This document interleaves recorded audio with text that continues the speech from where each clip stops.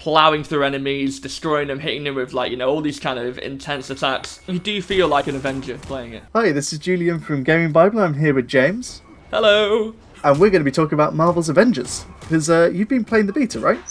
Yes, I got to play the beta a little bit early, thanks to Square Enix, so thank you guys, love you. Me and also Phil, who we work with, we teamed up and we played through it together. We got to do the initial bit, which I think a lot of people know now, which is the A-Day event in San Francisco. You then pick up as Banner and Kamala Khan, Ms. Marvel, and you are on like a quest to try and reunite the Avengers, which means that you get to play as Hulk and Ms. Marvel.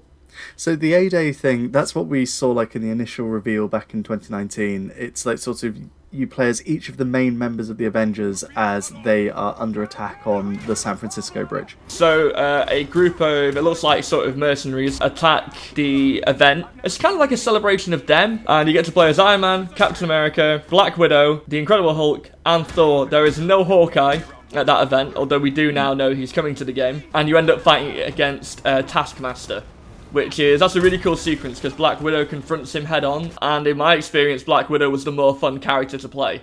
Yeah. So to see her play one-on-one, and then she dual wields her guns and goes invisible, that was all cool. The beta lets you move on from there, so you then get to be, as I say, Hulk and Kamala Khan.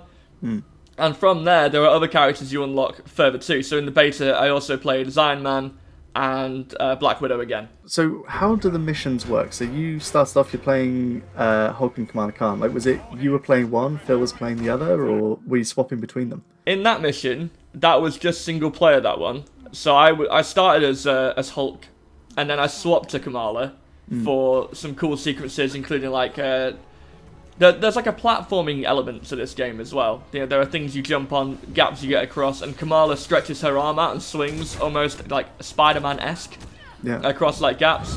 So yeah, those two interact on that level. You eventually end up at the Chimera helicarrier, which is like the Avengers sort of portable base. And from there, you get access to the war table, and that lets you pick missions. And when you pick missions from there, a lot of them have the option to start a matchmaking, where you can invite up to 3 people to join you. So Phil found me through there, and then he played on our first mission together.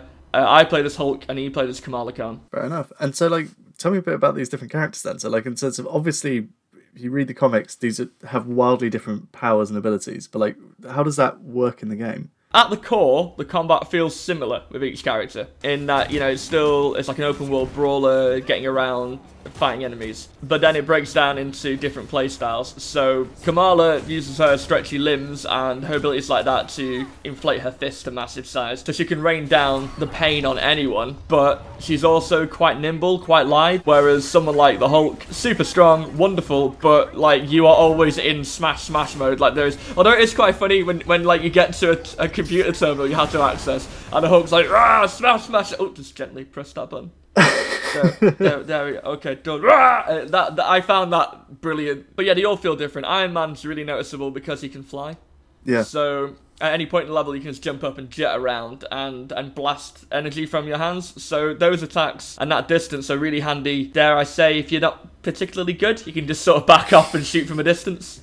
I mean, how does that work in the sense of, like, so on the single player missions, I can sort of imagine like they're crafted for that hero. Like you get, if you're playing as Hulk, you've got sort of great areas you can leap across, like lots of platform puzzles on. But like if you're playing as Hulk and someone else playing as Iron Man, like does Iron Man feel restricted in how much they can fly around? I found that on the missions where you have to be a set character, like someone has to be Hulk, the Icon missions, they're single player missions. So you have AI counterparts, and they do feel like supporting characters, like it's all on you. Whereas when I did play in a multiplayer mission where we had to destroy 4 separate terminals, Phil, I think, was Iron Man in this one. He had a great time just plowing through enemies, destroying them, hitting them with, like, you know, all these kind of intense attacks. And I just got on with the objectives, so when it finished, he had no idea. He was like, hey, what gives? I'm like, oh, I did it. Like I shot like 2 robots maybe while he, because like your main enemy does seem to be a robotic force that's, you know, controlled by AIM, advanced idea mechanics, I think, something like that. Yeah. And so, like, for instance, those single player missions, like the Icon missions, do they almost feel like we're getting like a Black Widow game, or we're getting a Hulk game. When I got to speak to Lauren Ash and Scott Amos, who work at Crystal Dynamics and worked on the game, they did make the point that when they were designing gameplay, they thought, okay, let's take Black Widow. What would a Black Widow game feel like? Let's design that. And then when they were comfortable with that, they're like, right, we're happy that this is a Black Widow game now. How do we make it a Hulk game? And then they would sort of go back to the drawing board and start again. In the Icon missions, as an example, they mainly feel like they let you get to know the character you're playing a bit more if you haven't already. Yeah. But I was encouraged by the instructions you get when you get access to a beta. They were saying play through the missions with everyone. Make sure you are mixing it up because it is rewarding. And it genuinely is. It is good. There are times where it feels a bit weird how similar they are, though. There's a move, if someone's got a shield, you have to press forward and circle, I think it is. And you'll do a sort of flip over them, and then you can attack them from behind. That makes a lot of sense for most characters. But why Tony Stark would have to do that when he, could just fly around quickly? Or why the Hulk would have to mantle over something when he could just smash the very ground of it? I found that as Hulk, if you walked away, you could just throw a boulder at their foot, and then that would knock them down instead. So that was good that I had the option. But yeah, it was weird that he's got a mantle move. In fights with Abomination, which you get to do in the beta as well, that's great. Of course you need to be a bit stronger because the Abomination is a real threat to Hulk. But against some, part-time security guy for AIM, it's why have I got a backflip over it? Surely the weight has killed the guy. It's just, just pancaked him on the way. Just sort of a nice little side slap, just send him a mile down the Hudson. just shout quite loudly. As Hulk, that would probably do the trick. So I mean, actually, because you brought up Marvel Spider-Man, so is that the game that you would compare this to? Because that's open world game, playing as one hero. They did a great job of making you feel like Spider-Man and making him feel special. Is that what we're going to get with Marvel's Avengers? The characters do feel special. In terms of gameplay, it doesn't feel quite as, like that game feels really true to Spider-Man, doesn't it? Marvel's Spider-Man on the PS4, you really feel like you are Spider-Man. This reminds me a bit more of, the Arkham games, especially Arkham Knight, in that it's a brawler when you are in combat, but there are other strategies around it. If you ever played the Marvel Ultimate Alliance games, imagine taking that idea and then making it for now, not like the Switch version, which was, in my opinion, quite disappointing, but making that kind of game of a bunch of characters all brawling at once, but by giving it the God of War combat feel, that really satisfying, every hit feels good. And then when the story needs to emerge, you have this sort of Naughty Dog-esque kind of Uncharted The Lost Legacy kind of cutscenes. There are times where you really appreciate that, everyone hates you using the word, but that cinematic feel. And they blended that with a really addictive gameplay, like in God of War. They literally have hired the combat designer from God of War, haven't they? It's also... Oh, yeah. After all those years making the Leviathan axe, they now actually have that guy working to recreate Thor and Mjolnir. That is so satisfying. To watch Thor throw Mjolnir out, and then when you can you throw it through one guy and then turn to the left and call it back through someone else. And it's so good. You do feel like an Avenger playing it. I remember being at a play session for it back at I think it was Gamescom, and just laughing out loud when with Thor throwing the hammer at someone. They got pinned against the wall by Mjolnir, and you could just leave it there, and you could continue fighting with your fists, and just the person just pinned up against the wall until you call it back. It's that's just... It was lovely to have this sort of just small bit of humour into an otherwise these are comic books, they are fun. And there is a lot of that humour in the animation, the character moves. As you were saying with Miss Marvel, when she's going into... fights and sort of her hands are inflating so that she can punch someone and just whoomp them down from the floor, from the sky. That's great. Well, yeah, I saw a bit of footage where Kamala Khan, she inflates to she expands to be a giant and she just steps on someone. Yeah. But it's a massive robot. It was great. Someone the Hulk size, and she's like, "No, I'm okay. You're good."